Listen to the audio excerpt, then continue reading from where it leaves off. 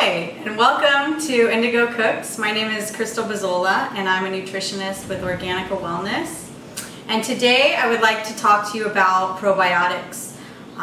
Myself and Chef Peter are going to give you a tutorial today on how to make kefir water and also how to do lacto fermentation with vegetables. It's all very simple, no cooking needed, and it's a great way to reduce your cost when buying probiotics. At the store they tend to cost quite a bit. A 12-ounce bottle of kombucha or kefir water can cost up to $10. So today we're going to show you how to do it. So here I have kefir water. This is what's already been done. This is the first fermentation. It's been fermented for about 2.5 days. So as you can see, the kefir is on the bottom and it's water and sugar. The kefir grains look like this. I store them in the refrigerator with a little bit of sugar just to keep them alive. And what they are is they're a symbiotic relationship between yeast and bacteria.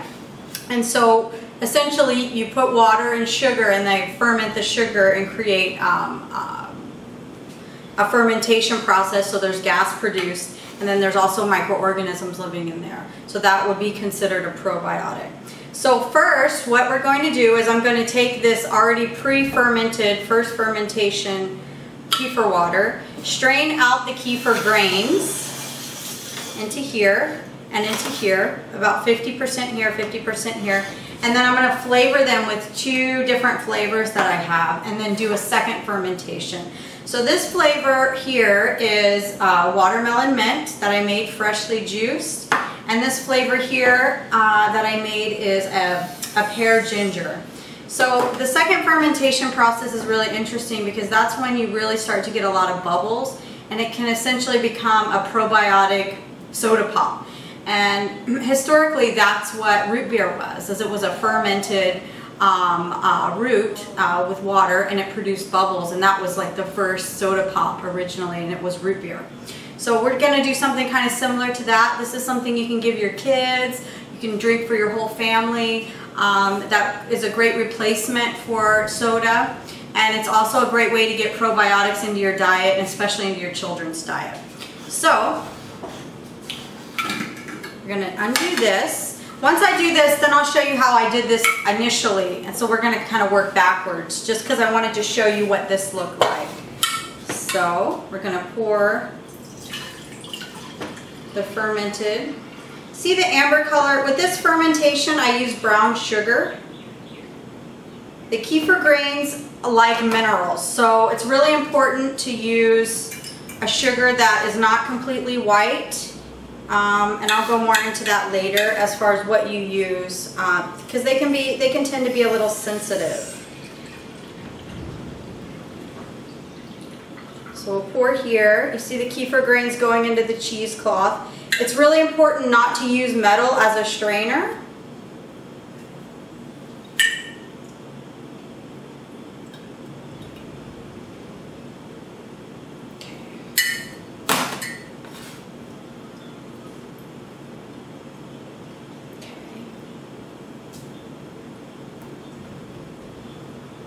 Okay, so I have my kefir grains here. And then I have my 2, ooh, that's a perfect pour, huh? So what we're going to do is we're going to add 1 to this. So this is about a ½ gallon in here. So this turns out to be a half of a ½ gallon, which is a pint, or a quart. So there's 2 quarts in here. So this is about a quart and this is about a quart. What I'm doing is I'm adding a 1/4 cup of juice to the quart, and you can get creative and mix what kind of juices that you like. I use fresh juice. You could use store-bought juice if you like. Then I'm going to seal it, which I'm having a difficult time doing.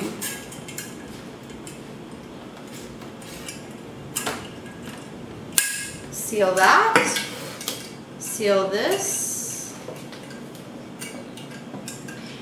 And then we're going to keep this in a warm place for about 48 hours, or you can keep it, or 24 to 48 hours, or definitely 48 hours in the fridge. So we keep this in a warm place. I just like to keep it out and let it ferment.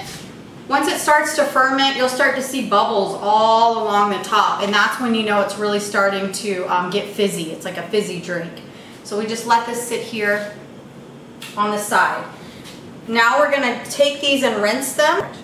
So you can just add fresh water and filter them out through a cheesecloth. I actually have a plastic strainer at home that I use. It's really important that you don't use metal because they do not like metal. It reacts, the metal reacts with the microorganisms. So it's important that you use cloth, glass, and metal. And also plastic. We don't want to use plastic. That's why I use glass jars.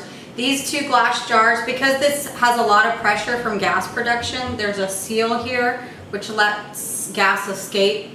And I don't fill them up all the way for that purpose. If you were to fill them up to here and they produced a lot of gas and you pop this open, you would have liquid everywhere, like shaking it up because there's so much pressure. So I like to leave some room as they're fermenting for that purpose. But this is another way, so I'm just going to pour the kefir grains into here slowly just to filter them out. Okay. Give them a little rinse. So to do the next batch, per half gallon, you're going to use 2 tablespoons of kefir grains. Now these kefir grains, each time you do a batch, they will multiply. So, you know, you make as much as you can and then you keep what's left over, and you'll just keep producing more and more. With the leftovers, you can make more kefir water, or you can throw the actual microorganisms in your smoothies, or however you want to incorporate them into the diet. But you do not use them with any heat because it will kill them and it will lose the probiotic effect. So we do 2 tablespoons. I do heaping, and then I like to give it a little bit extra just because it produces more gas. And then I take the rest and I save it. Now with this, it's really important that you keep a little sugar in here because they feed on sugar and they need food to survive. I consider them my little pets, just like I do my worms out in my garden. They need to be fed with my scraps from fruits and vegetables, as do my microorganisms need to be fed sugar to stay alive. I keep these guys in the fridge, the leftover. I can put this aside. So now we have our base here, which you actually could have put the water and sugar in, but personally I like to you know, they recommend that you put water and sugar first and then put the grains, but I personally like to put the grains in first and do water and add the sugar and stir it with the grains in them, because I feel that any kind of organism in a stressful environment usually survives better. So I like to put them through a little bit of stress. That's just my science part of me. I think stress is good for organisms, so I figure it kind of stresses them out a little bit and it keeps them strong that way. So it's really important to use non-chlorinated distilled water because they do not like chlorine. So we'll do a half gallon. Now this isn't baking, so fortunately nothing is an exact science with this kind of stuff. You just do your best, kind of eye it about halfway. Give it a little splash more. And then 1/3 a cup of sugar, or more, maybe a half cup. Like I said, it's not an exact science. They're going to eat the sugar. So it's also really important to use some kind of browner sugar. This first batch that I just poured into here, I use brown sugar because it has a lot of minerals, and they need minerals. They survive, they strive on minerals. So it's important, whatever kind of sugar you're using, number one, try to use organic. B, try to look that it has some kind of tint of brown to it. Then we add this here. We grab a wooden spoon. Okay, Okay, darling. Okay, so we want to use a wooden spoon when we're stirring, just so, definitely not metal. So I like to put them in a little stress environment, so I just stir here until the sugar disintegrates, or, you know, mostly disintegrates. And they'll eat it either way.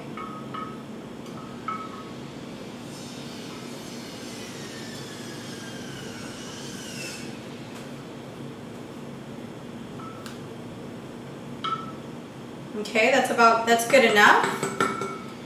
And then I usually take a paper towel or a cheesecloth and I just stick it over here to prevent anything from coming in.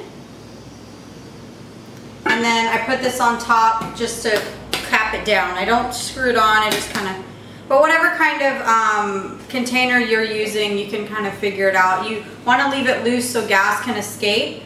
So this is how I do it. And then you put it on the side in a warm place and let it sit for about 2 to 3 days. And then either you can leave it plain or you can flavor it and re-ferment.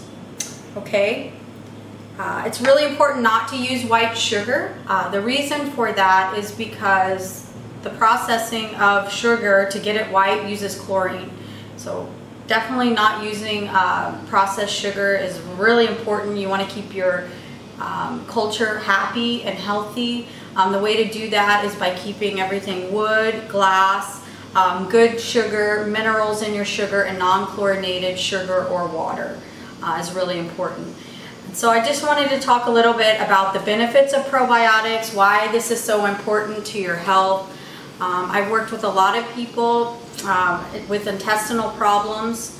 It's a really common issue here in the United States, and so what we're finding and what I found through my own personal work with different individuals, stemming from children in the autism community to you know, adults, middle-aged adults, and older adults, is that as soon as they get on a better diet, and then as soon as probiotics are introduced into their diet on a steady pace, whether it's lactofermentation, which we'll talk about, Chef Peter will show you how to do in a minute, or whether it's kefir water or kefir milk or kombucha or other kind of fermented products, fermented fish, fermented cod liver oil. There's a lot of different fermented products out there.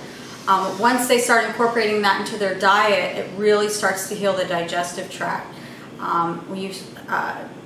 We're looking at preventing leaky gut, which leaks toxins into the body, reestablishing a healthy bacteria in your gut, which can eliminate candida colonies, which is a yeast colony. Talking about regulating your bowel movements, increased in chelation, which is one of the main things that bacteria in your gut do. And chelation is the binding of toxins and releasing them through your bowels. So if you don't have a good gut bacteria in your digestive tract, essentially what could potentially be happening is you're not binding toxins in your gut and releasing them. You're actually absorbing them, and toxins are going into your liver, into your nervous system, into your brain, into your blood, and we're living in a toxic environment. It's really important to have a healthy gut bacteria to try to filter that out. So not only just talking about healthy gut, but also talking about immunity. You have 90% of your cells in your body are microorganisms.